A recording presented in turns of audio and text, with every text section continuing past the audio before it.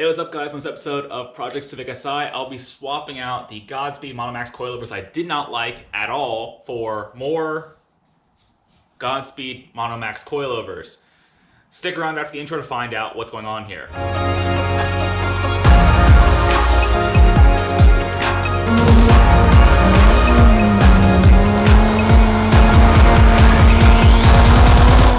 What you're looking at here is a set of Godspeed Monomax coilovers, just like what's on the car now. However, inside these Monomax coilovers, these have actually been custom rebuilt by a company out here called Shaftworks. Now, Shaftworks is run by a local autocross pro called Jonathan Lugod. He's a very fast driver. He knows how to set up cars really well. I say his setup knowledge and expertise is part of the reason why he is so fast and all of his cars are so fast. So he decided to build his own shock tuning company. And a buddy of mine bought these same Monomax coilovers that I did around the same time, realized they were absolute garbage, and reached out to Shaftworks to have them custom rebuilt. He says these are a double digressive design, so hopefully basically the control of the piston inside the shock is much easier to drive the car.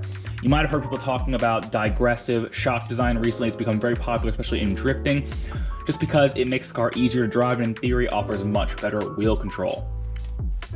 Now with that out of the way, I also decided to get some new springs while I'm at it. This ended up being quite a splurge for me, so hopefully it ends up working out. So for the front shocks, I was advised to run an 11K front spring. That's a 600 pound-inch front spring along with Swift.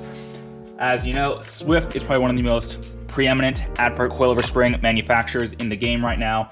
Everyone out here in SoCal runs Swift springs in their coilovers. My buddy's a distributor over at TPM Parts, the guy that helped me get the wheels and tires for this car. So naturally, Swifts were a no-brainer upgrade. So 11K fronts, and then I went with a very stiff and very short 18K rear spring. That's a 1,000 pound-inch spring in the back. And along with that, because they're so short, I was advised to get helper springs to keep a little bit of constant spring preload on these guys because they are so short. Now, the thing is, because these are so unbelievably stiff, if you got a taller spring, the car just wouldn't be able to go lower than stock. It'd be like a monster truck. So this is the setup I was advised to run. I hope this works out well because this has ended up being very expensive financially for me. But yeah, let's get this in the car and see how it goes. 3 days later. All right, at Chuckwalla, testing out the new suspension. Let's hit the track and see how it goes. All right, fair warning, these are new coilovers. I'm totally feeling the car out. Perfect.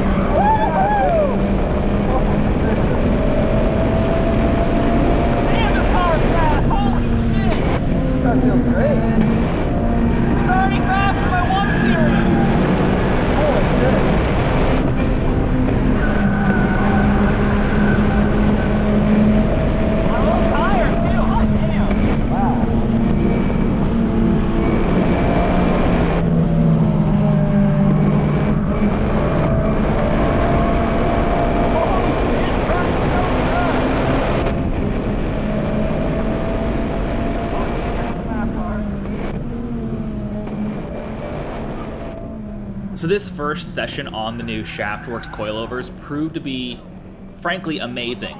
The combination of the recent repivot Chuckwalla and these new shocks and the stiff springs meant the car just felt amazing on the track. And you can actually hear me in the video like freak out, because in the second lap out, I already set a new PB that like smashes my old record of a 206.85, which is crazy because if you watch, I'm still experimenting with where the grip is in the track and how to drive the car with the new coilovers. So I'm not at full tilt, and I have a passenger in the car, and it just seems like there's so much room to grow from this, which is really impressive and just shows how capable a good shock is on this platform and shows how good these Shaftworks coilovers are. After coming at the first session, I was on a real high and I felt great about the car. And then my Chuckwalla luck, which is always bad luck, kicked in, and I found another corded tire. I ended up cording the left front tire. I don't know what it is about these Nexen SUR4G tires, but every single time I come to Chuckwalla, I end up cording a tire, which was very disappointing because it was right at the beginning of the day, and I just had a good hot lap on those corded tires. And I was like, well, it's still holding air. And I felt kind of stupid, and so I was like, okay, let me flip the tires from left to right. Since the track is clockwise, the driver front tire takes the most beating because you're making right-hand turns the majority of the time. So I flipped the tires around. I put the corded tire on the right side and the right tire on the left side because I figured that's where most of the stress for the car is coming. You know, this was a fresh alignment after having the coilovers installed. -4 camber up front, -3 camber at the rear, 0 toe all around. So the alignment was good, coilovers are new, just bad luck. Whatever it is about the way I drive at Chuckwalla, I always cord these Nexen tires. It's probably the last time I'm gonna use these things as a result of this. But I was like, okay, well I already have a corded tire. I felt like there was like so much room to grow from that lap. There's definitely a 205 in it. Maybe I can go back out and find more time even on a corded front tire, which is, ballsy, to say the least. So this next session, I just kind of went for it.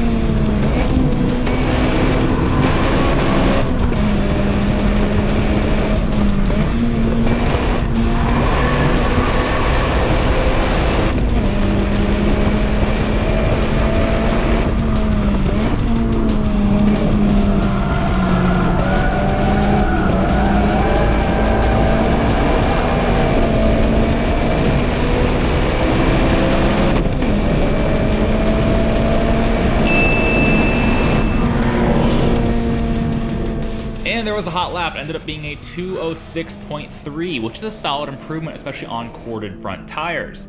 However, as you might have noticed, the biggest impediment to that lap was not my corded tires, but was instead a bright yellow Toyota Supra. What you didn't see ahead of this hot lap was the fact that there was 3 whole laps of him not letting me pass because he's a Supra and all he knows how to do is go fast in a straight line. I ended up finding the driver after that session, having a chat with him, letting him know that, hey, you need to let faster drivers pass, especially, you know, if your car just has horsepower and you're going to go slow in the corners. He ended up being a nice guy. He's also a fellow YouTuber. His channel is RevMatch TV. But yeah, he got the message after the fact, but a little bit too late for me in my day as far as that's concerned, because that corded front tire ended up losing quite a lot more tread, so my day was pretty much done there. But, you know, as much of a bummer as it is to have my day cut short with bad tires, this just shows how capable the car is with this new setup. The combination of the Swift springs from TPM parts and these Shaftworks USA coilover shocks just make for a really quick car that, frankly, is really, really fast. I'm still learning how to drive it. As you saw, that lap was not particularly tidy, irrespective of traffic in my way. I was still learning how to drive the car on this new setup, so there's definitely a ton of time to be found with these new shocks and obviously a good set of tires that can handle the abuse. In any case, I think it's a good place to end things. Thank you very much for watching this episode of Project Civic Si. Please stay tuned because I have more track days coming, and with this new setup, I think the car is going to be really fast, but done some very impressive lap times for a very minimally modified Honda Civic. Alright guys, thank you very much for watching. I'll see you guys next time where I go do more fun things with cars. Bye!